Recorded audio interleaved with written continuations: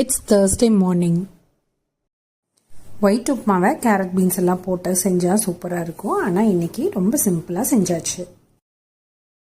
Sunday chicken செய்யாததுனால இன்றைக்கி மதியானம் பார்த்தீங்கன்னா சிக்கன் தான் செய்ய போகிறேன். அதனால் பிரேக்ஃபாஸ்ட்டை ரொம்ப சிம்பிளாகவே முடிச்சாச்சு. ஒயிட் உப்புமா தான் செஞ்சுருந்தேன். ஒயிட் உப்புமாவுக்கு நிறைய பெரிய வெங்காயம் போட்டு பச்சை மிளகா போட்டு செய்யும்போது ரொம்ப சூப்பராக இருக்கும். அதுவும் தேங்காய் எண்ணெய் விட்டு தான் நான் செய்வேன். தண்ணி எல்லாம் ட்ரை ஆனதுக்கப்புறமா கடைசியாக கொஞ்சமாக தேங்காய் எண்ணெய் விட்டுட்டு சிம்மில் வச்சு ஒரு 2 மினிட்ஸ் கழிச்சு ஆஃப் பண்ணிட்டிங்கன்னா ஒயிட் உப்புமா வேறு லெவலில் இருக்கும். உப்புமா பிடிக்காதவங்களுக்கு கூட கண்டிப்பாக பிடிக்கும். இதெல்லாம் செஞ்சு முடிச்சுட்டு மத்தியானத்துக்கு பார்த்திங்கன்னா ரொம்ப சிம்பிளாக செஞ்சுட்டேன்.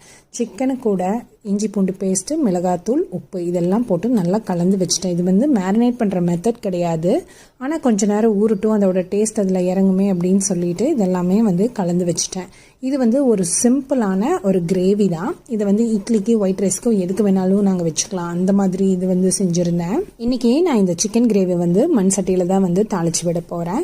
இதுக்கு வெங்காயம், கருவேப்பிலை எல்லாம் போட்டு வணக்கி விட்டுட்டு சிக்கனையும் உள்ளே போட்டுட்டு அதுக்கப்புறம் மிளகாட்டி வச்ச குழம்பு மாதிரி நம்ம எல்லாம் வணக்கினதை உள்ளே போட்டுக்கலாம். அது கூட வெங்காயம், கடலைப்பருப்பு, மிளகாய், சீரகம், கொஞ்சம் குருமிளகு, பட்டை, கிராம்பு, சோம்பு, கசகசா எல்லாமே கொஞ்சம் கொஞ்சமாக போட்டு ஒரு மசாலா அரைச்சி வச்சுருக்கேன்.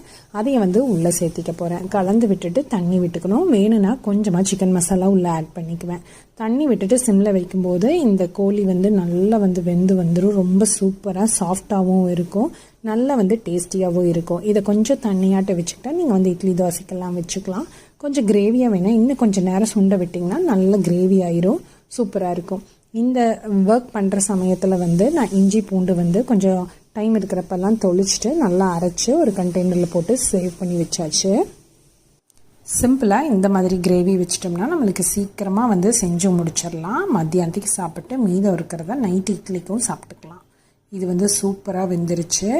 மண் சட்டியில் வேகும்போது அந்த பீஸ் எல்லாம் பாருங்கள் ரொம்பவே சாஃப்டாகவும் இருந்தது. டேஸ்ட் நல்லாவும் உள்ளே இறங்கி இருக்கும்.